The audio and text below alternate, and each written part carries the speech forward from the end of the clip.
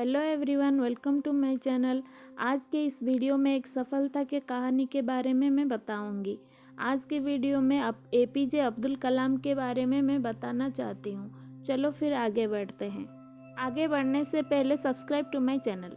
Doctor APJ Abdul Kalam एक प्रख्यात भारतीय वैज्ञानिक और भारत के 11वें राष्ट्रपति थे। उन्होंने देश के कुछ सबसे महत्वपूर्ण संगठनों में काम किया है। उन्होंने वर्ष 1998 के पोखरण द्वितीय परमाणु परीक्षण में भी संपूर्ण भूमिका निभाई थी। डॉक्टर कलाम भारत के अंतरिक्ष कार्यक्रम और मिसाइल विकास कार्यक्रम के साथ भी जुड़े थे।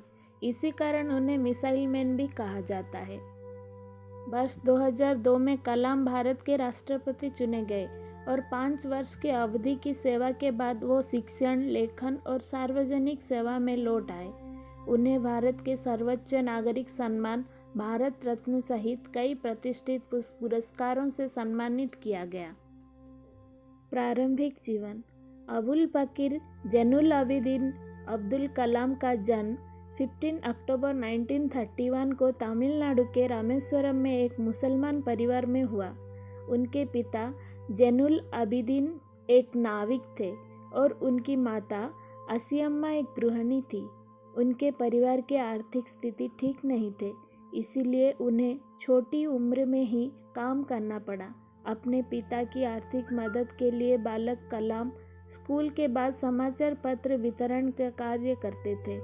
अपने स्कूल के दिनों में कलाम पढ़ाई लिखाई में सामान्य थे, पर नई चीज़ सीखने के लिए हमेशा तत्पर और तैयार रहते थे।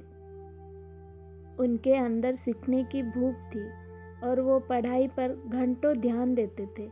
उन्होंने अपने स्कूल की पढ़ाई रामनाथपुरम में स्वरचा मेट्रिकुलेशन स्कूल से पूरी की और उसके बाद तिरुचिरापल्ली के सेंट जोसेफ कॉलेज में दाखिला दिया, जहां से उन्होंने सन 1954 में भौतिक विज्ञान में स्नातक किया।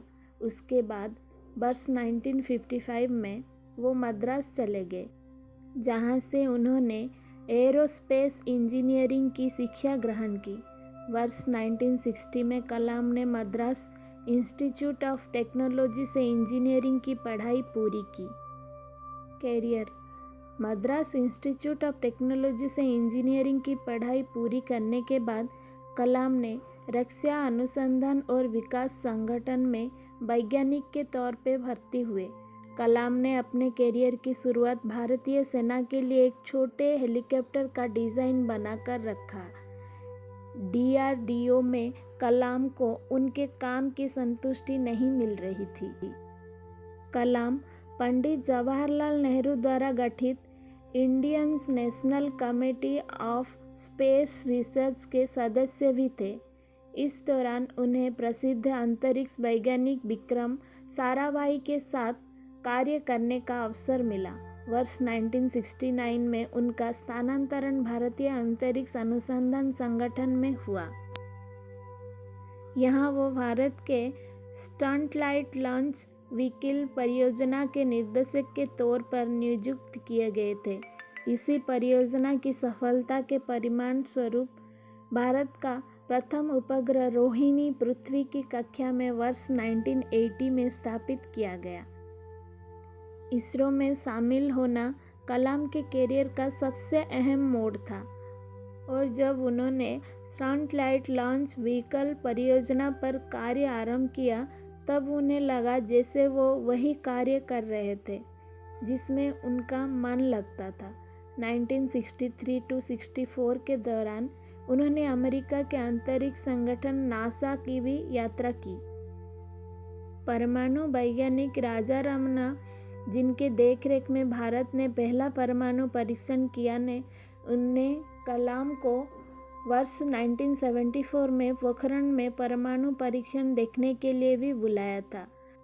70 और 80 के दशक में अपने कार्यों और सफलताओं से डॉक्टर कलाम भारत में बहुत प्रसिद्ध हो गए और देश के सबसे बड़े वैज्ञानिकों में उनका नाम गिना जाने लगा। उनकी ख्याति इतनी बढ़ गई थी कि तत्कालीन प्रधानमंत्री इंदिरा गांधी ने अपने कैबिनेट के मंजूरी के बिना ही उन्हें कुछ गुप्त परियोजनाओं में कार्य करने की अनुमति दे दी थी। भारत सरकार ने महत्वाकांक्षी integrated guided missile development programme का प्रारंभ डॉक्टर कलाम के देखरेख में किया। वो इस परियोजना के मुख्य कार्यकारी थे। इस परियोजना ने देश को अग्नि और पृथ्वी जैसी मिसाइलें दी है। जुलाई 1992 से लेकर दिसंबर 1999 तक डॉक्टर कलाम प्रधानमंत्री के वैज्ञानिक सलाहकार और रक्षा अनुसंधान और विकास संगठन के सचिव थे। भारत ने अपना दूसरा परमाणु परीक्षण इसी दौरान किया था। उन्होंने इसमें एक महत्वपूर्ण भूमिका निभाई थी। आर चिदम्बरम के साथ डॉक्टर कलाम इस परियोजना के समन्वयक थे। इस दौरान मिले मीडिया कवरेज ने उन्हें देश का सबसे बड़ा परमाणु वैज्ञानिक बना दिया। वर्ष 1998 में डॉक्टर कलाम ने हृदय चिकित्सक सोमा राजू के साथ मिलकर एक कम कीमत का कोरोनरी स्टेंट का विकास किया। इसे कलाम राजू स्टेंट का नाम दिया गया। भारत के राष्ट्रपति एक रक्षा वैज्ञानिक के तौर पर उनकी उपलब्धियों और प्रसिद्धि के मद्देनजर रखते हुए एनडीए की गठबंधन सरकार ने उन्हें वर्ष 2002 में राष्ट्रपति का पद के लिए उम्मीदवार बनाया। उन्होंने अपने प्रतिद्वंदी लक्ष्मी सहगल को भारी अंतर से पराजित किया और 22 जुलाई 2002 को भारत के 11वें राष्ट्रपति के रूप में शपथ लिया। डॉक्टर कलाम देश के ऐसे तीसरे राष्ट्रपति थे जिन्हें राष्ट्रपति बनने से पहले ही भारत रत्न से नवाजा गया था। इससे पहले डॉक्टर राधाकृष्णन और डॉक्टर जाकिर हुसैन को राष्ट्रपति बनने से पहले भारत रत्न से सम्मानित किया जा चुका था। उनके कार्यकाल के दौरान उन्हें जनता का राष्ट्रपति कहा गया। अपने कार्यकाल की समाप्ति पर उन्होंने दूसरे कार्यकाल की भी इच्छा जताई, पर राजनीतिक पार्टियों में एक राय की कमी होने के कारण उन्होंने ये विचार त्याग दिया। 12वीं राष्ट्रपति प्रतिभा पाटिल के कार्यकाल के समाप्ति के समय एक बार फिर उनका नाम अगले संभावित राष्ट्रपति के रूप में चर्चा में था, परंतु आम सहमति नहीं होने के कारण उन्होंने अपनी उम्मीदवारी का विचार त्याग दिया। राष्ट्रपति पद से सेवामुक्त होने के बाद का समय। राष्ट्रपति पद से सेवामुक्त होने के बाद डॉक्टर कलाम शिक्षण, लेखन, मार्गदर्शन और शोध जैसे कार्यों में व्यस्त रहे और भारतीय प्रबंधन संस्थान शिलोंग, भारतीय प्रबंधन संस्थान अहमदाबाद, भारतीय प्रबंधन संस्थान इंदौर जैसे संस्थानों से विजिटिंग प्रोफेसर के तौर पर जुड़े रहे। इसके अलावा वो भारतीय विज्ञान संस्थान बेंगलोर के fellow, Indian institute of space science and technology Thiruvananthapuram के चांसलर, अन्ना यूनिवर्सिटी चेन्नई में एयरफोर्स इंजीनियरिंग के प्रोफेसर भी रहे।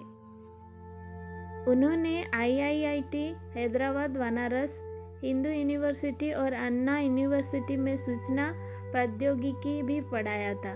कलाम हमेशा से देश के युवाओं और उनके भविष्य को बेहतर बनाने के बारे में बातें करते थे। इसी संबंध में उन्होंने देश के युवाओं के लिए व्हाट कैन आई गिव पहल की शुरुआत भी की थी, जिसका उद्देश्य भ्रष्टाचार का सफाया था। देश के युवाओं में उनकी लोकप्रियता को देखते हुए उन्हें 2 बार 2003 और 2004 MTV youth of icon of the year award के लिए मनोनीत भी किया गया था। वर्ष 2011 में प्रदर्शित हुई हिंदी फिल्म आई एम कलाम उनके जीवन से प्रेरित है।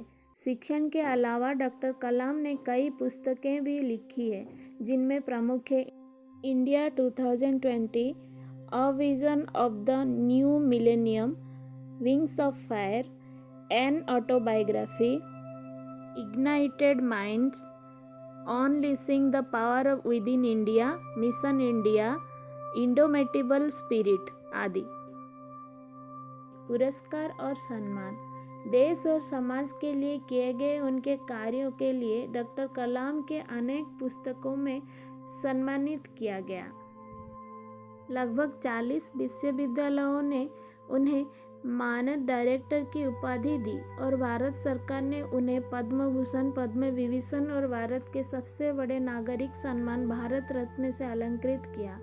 मृत्यु 27 जुलाई 2015 को भारतीय प्रबंधन संस्थान शिलोंग में अध्यापन कार्य के दौरान उन्हें दिल का दौरा पड़ा, जिसके बाद करोड़ों लोगों के प्रिय और चहेते डॉक्टर अब्दुल कलाम परलोक में सिधार गए। अगर आपको ये वीडियो पसंद आया तो please subscribe to my channel. Thank you for watching.